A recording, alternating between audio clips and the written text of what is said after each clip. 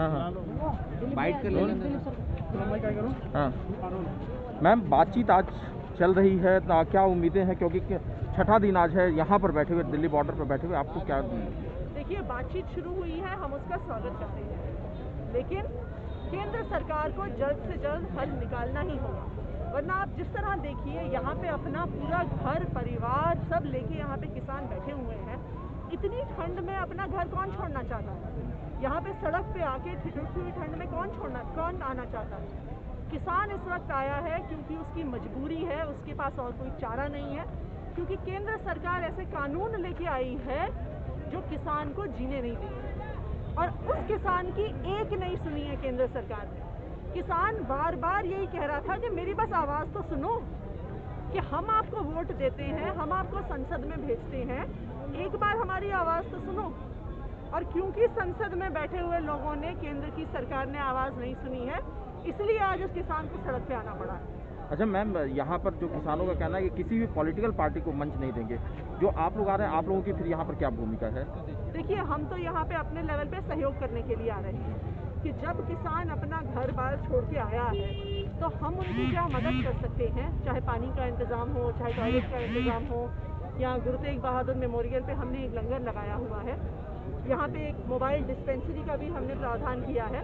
तो हमारी तो यही कोशिश है कि जितना भी हम हेल्प कर सकें, यहाँ पे जो किसान बैठा हुआ है, जो अपनी आवाज़ उठा रहा है, वो हम कर सकें। लेकिन मैम, एक घटना अभी बुराड़ी में जो हुई है, जहाँ पर कि कांग्रेस और आम आदमी पार्टी के कार्यकर्ता आपस में भिड़ गए, तो ये कहा जा रहा है कि राजनीति भी इसमें हो रही है, बीच में किसानों के प्रोटेस्ट के पीछे राजनीति भी चल रही है। देखिए, हमारी तो बस एक सिंपल सी मांग है कि बिना किसी शर्त के किसानों की आवाज़ सुनी जाए।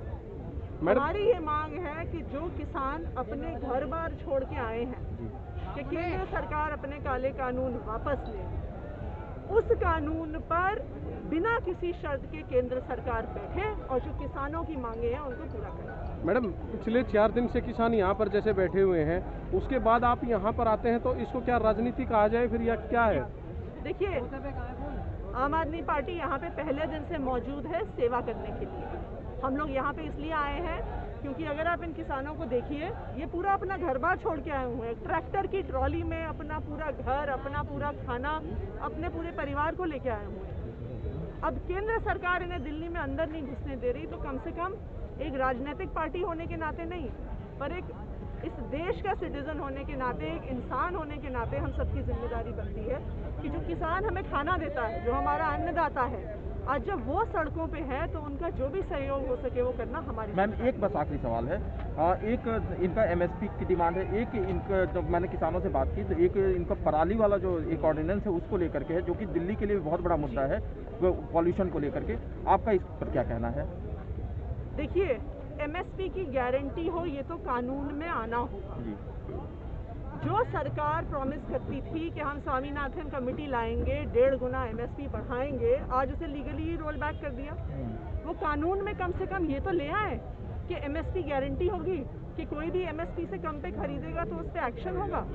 वो ये लेके नहीं आ रहे हैं। एक पराली वाला जो, अगर पराली पर भी पंजाब की और हरियाणा की सरकारों ने एक कदम नहीं उठाया है जो वास्तविक समाधान दे। दिल्ली की सरकार ने पूसा इंस्टीट्यूट के साथ मिलकर जो बायो डिकम्पोजर टेक्निक को निकाला है, वो एक इतना कॉस्ट इफेक्टिव सोल्यूशन है कि अगर पंजाब और हरियाणा इसे लागू करते हैं तो किसान भी तैयार होंगे। देखिए, जो पराली जब जलती है, उसका जब धुआं उठता है, वो सिर्फ दिल्ली वालों के पास नहीं आता, सबसे पहले तो उसका असर किसान पे होता है, उसके परिवार पे होता है।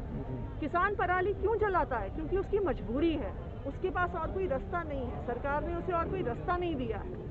इसलिए पंजाब और हरियाणा की सरकारों की जिम्मेदारी है कि जो किसानों पे FIR करते हैं वो छोड़ें।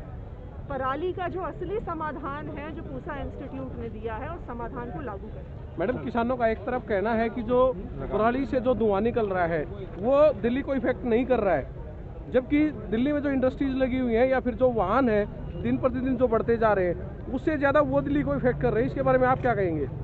देखिए, दिल्ली में प्रदूषण के दोनों स्रोत हैं, लेकिन हम इस बारे में बहुत स्पष्ट हैं कि पराली जब किसान जलाता है, मजबूरी में जलाता है।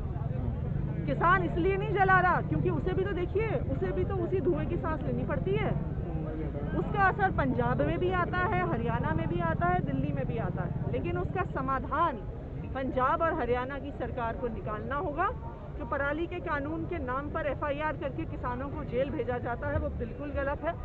सरकार की जिम्मेदारी है कि समाधान निकाले और सरकार की जिम्मेदारी है जो उसका खर्च आता है वो किसानों को दे। Thank you madam.